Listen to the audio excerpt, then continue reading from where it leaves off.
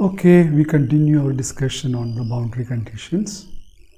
Now we look at the boundary condition for the electric field by considering a rectangular loop across the interface. So we have the medium 1 here and medium 2 here, and we consider a rectangular loop here. Okay, and the direction is shown here, T1, that's a unit vector, the direction from left to right, and T2 is a unit vector from right to left. Okay, so we are considering a loop here on the interface or on the boundary between the two media. The width of the loop is considered to be very small. The width of the loop is considered to be very small. Okay, so the boundary condition we are finding. Now we are using the third equation. What is it? The integral form is integral E dot dl, line integral of the electric field, that is equal to minus d by dt of integral surface B dot ds. Okay, the right hand side goes to 0 because we have to take the integral surface B dot ds over the surface enclosed by this loop. This is the surface enclosed by the loop, and if the width of the square loop, if it is very, very small, this width, if it is very small, that area, the surface bounded by the square loop will be negligible. So the flux of the magnetic field through that will be almost 0. So on the right hand side we have 0. Okay, and on the left hand side we are taking the line integral of the electric field E dot dl. So we have this E1 integral E1 dot T1 dl. Okay, integral E1 dot T1 dl. T1 is the unit vector in this direction. Here we are taking E dot dl around this loop. Okay, we are taking E dot dl around this loop. So first we take from this end to this end. Okay, the length that is dl. So integral E1 dot T1 dl. T1 is the unit vector, and for this part it is integral E2 dot T2. T2 is the unit vector dl. And as I said, this part, the right and left part of the loop is neglected because that is very, very small. Okay, so we get 0 on the right hand side, and unit vector T2, that is equal to minus T1. So we have this E1T, E1T L. Okay, dl, if dl is a small line element, if you integrate, you will get E1TL. Then the second part, for this I will have negative sign because T2 unit vector, you know, that is minus T1. So here I have this E2TL minus E2TL. And what is this E1T and E2T? That is the tangential or the parallel component of the electric field. It is actually the parallel component of the electric field. So since right hand side is 0, you will get E1T equal to E2T. So the components of the electric field parallel to the interface are continuous across the boundary.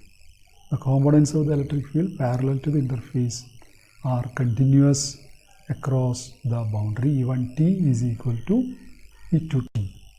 Okay, E1T is equal to E2T. Now we find the boundary condition for H. The boundary condition for H, that is integral H dot dl.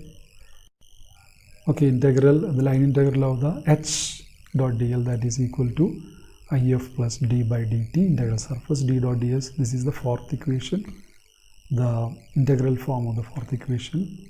Again, we are using the rectangular loop.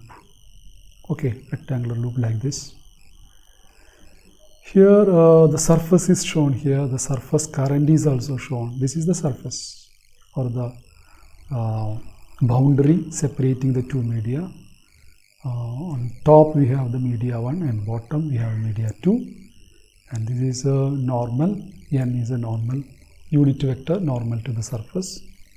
Okay, N is a unit vector normal to the surface, and this is Kf is the surface current. Okay, so H1 dot L1. What is L1?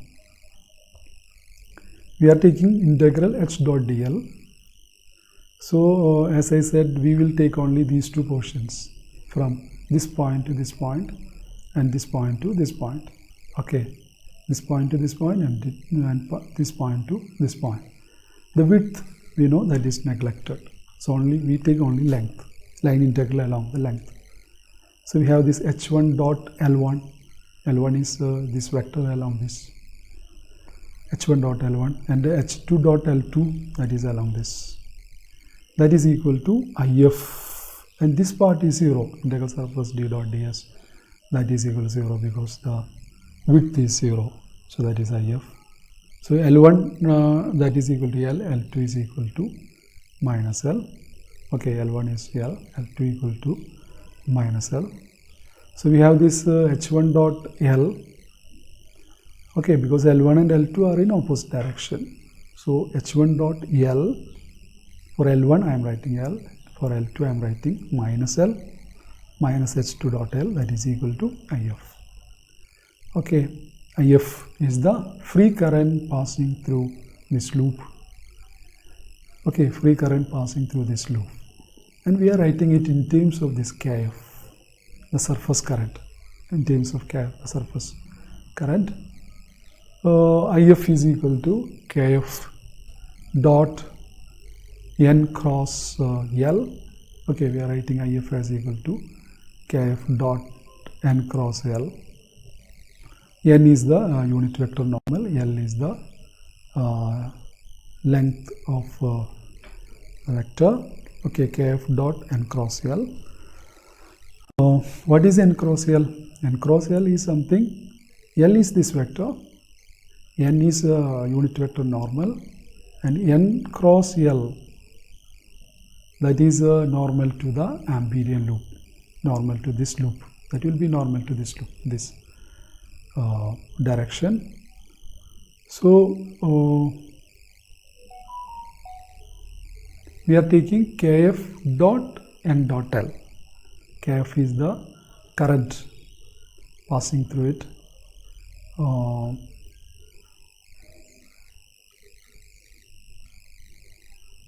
So that will give us the current. Okay, IF equal to Kf dot N unit vector N cross L. Now we can change this cross product and dot product. So this is Kf cross N dot L. Okay, Kf cross N dot L.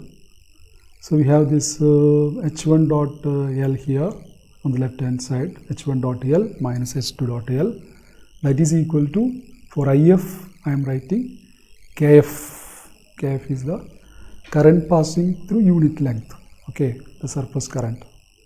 So Kf cross N dot L. Okay, so here I can write h1 TL. Okay, h1 TL here.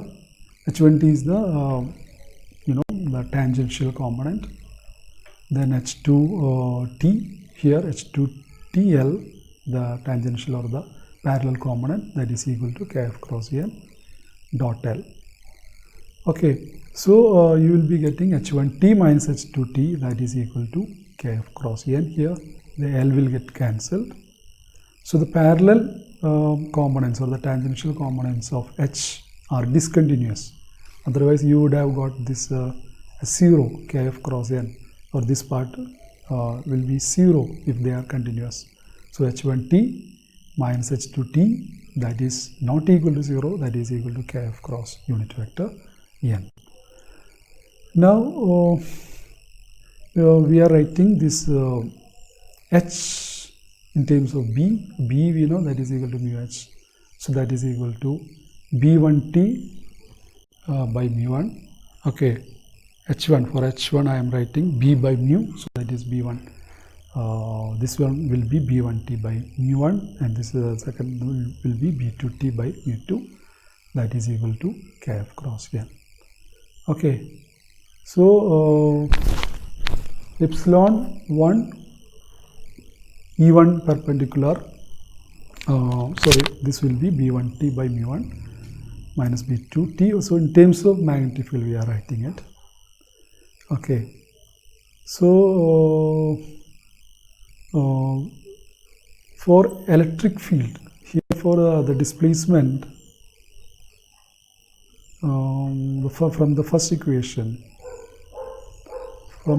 equation, we have this epsilon 1 E1 perpendicular minus epsilon 2 E2 perpendicular equal to sigma f. Okay, so that is written here, epsilon 1 E1 perpendicular minus epsilon 2 E2 perpendicular equal to sigma f. Okay, and E1 parallel minus E2 parallel, that is equal to 0, that we have seen. Here the parallel component that are equal, that means E1 parallel minus E2 parallel are equal to 0. Then this B1 perpendicular, okay, that we had got from the second one, B1 perpendicular minus B2 perpendicular is equal to 0. Okay, B1 perpendicular minus B2 perpendicular equal to 0.